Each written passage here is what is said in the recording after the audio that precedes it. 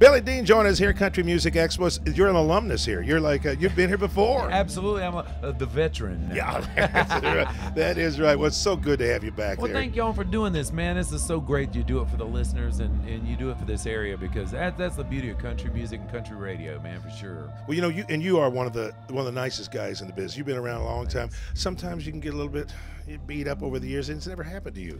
I worked on it over the years, man. I really did. I started, I used to be on autopilot in the beginning when there was lines wrapped around the Walmarts and stuff, and I didn't like that. I didn't like myself being on this autopilot kind of thing. And so I really worked on it for years to really look people in the eye and really listen to them, even if it was a minute, and it really taught me a lot, just about relationships with people. And even though you don't know them, it's just give them some heart in that minute if you can. And it made me feel better about what I was doing, your dad, you've talked about before, your dad told you something when you told him you wanted to be in the business. Yes. And I love this quote. I know. Can you share it with us? I sure will.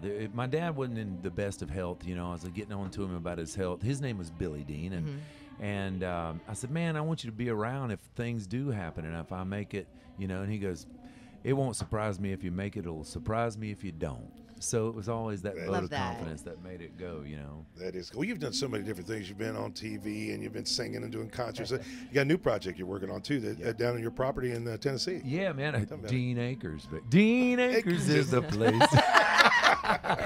Yeah, man, a couple of years ago we had a barn burned down on the farm, and the insurance company made us do something with the money, and so we decided to renovate another old barn we had and turn it into a music venue. So this Saturday, April 27th, we got James Otto coming in to perform with me, and so we want to bring some of your listeners down sometime. Maybe come check it. It's right at my house. We got to do that at my farm. So. Yeah, James' mom used to live in the Indianapolis Well, area. I think she still does. Yeah. Well, I don't know. I thought maybe she moved with the grandbaby. She used to send us cookies in over the radio picture. station. Yeah, They're she good. dropped by with goodies. Good, man. Those moms, I'm telling you, they're always in the trenches working for us. I love it. Now, how's your family with your kids? Man, my son is almost 20 now, and my daughter's 18, just turned 18. Oh, good luck. Graduating from high school. I know, man.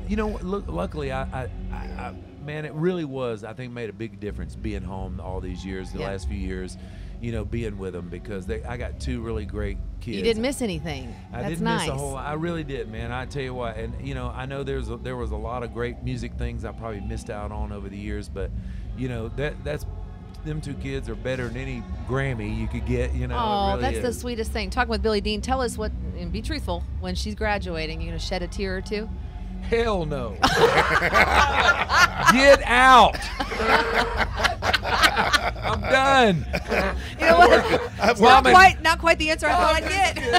I'm just kidding. Mom and Dad is ready to. It's like that commercial you see on TV where the kids are, the parents are like, as soon as the kids get out, they get the keys and they head to Disney World. They travel. We're going to Disney. No, it'll be great. I actually, the older they get, the more they come around. Actually, they're kind of boomeranging back, which is really good for me.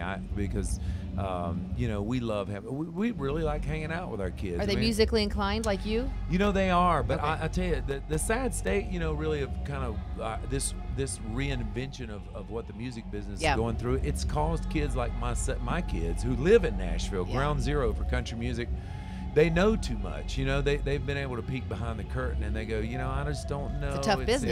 Yeah. I don't know if we get to have they want longevity careers, sure. And our generation of country music singers, we've been able to kind of stick it out for 20 some odd years, which I hope everybody will get to do that. But there's just so much talent, so much coming on the scene. You just don't know. So I got one daughter. My daughter's going to go be a nurse. My son's in business marketing. He's going to be he says he'll fix the world for 10%.